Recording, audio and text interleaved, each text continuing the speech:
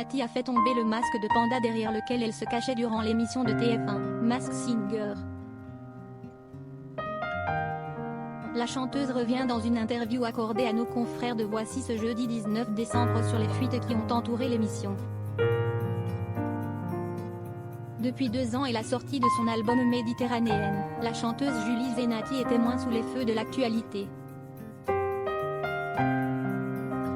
Avec sa participation à l'émission de TF1, Masked Singer à l'automne, et un nouveau titre personnel, la jeune femme de 38 ans revient sur le devant de la scène.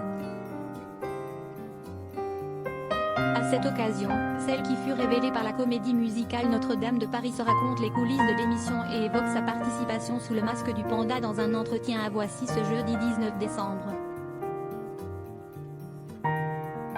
Elle en profite pour commenter les fuites qu'il y a eu concernant le casting du programme de TF1, remporté par Laurence Boccolini.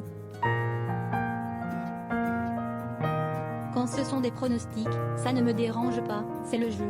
Mais ceux qui ont dévoilé des noms 3 semaines avant, j'ai trouvé ça nul. C'est vraiment de la méchanceté, assure la mère de 2 enfants. Sans détour, Julie Zenati n'a pas hésité à tacler les personnes à l'origine de ces fuites. L'animateur Coé avait notamment fait parler de lui en dévoilant le nom de 2 participants, tout comme Laurent Ruquier qui avait gaffé en révélant le nom d'une des personnalités de l'émission. Ce n'est pas cool, surtout que les gens qui ont sorti ces informations font le même métier, affirme Julie Zenati. Ils savent ce que c'est, ce n'est pas cool de spoiler un programme. Pour une fois qu'on fait quelque chose de différent, c'est dommage de mettre des bâtons dans les roues, parce que c'est comme ça que j'appelle ça.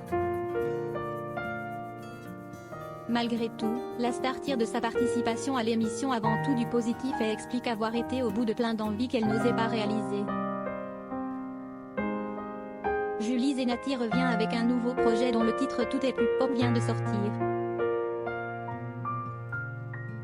Elle y dévoile, selon Voici, une nouvelle facette d'elle-même, au croisement de ses idoles, France Gall, Michel Berger et d'autres grands noms de la chanson française.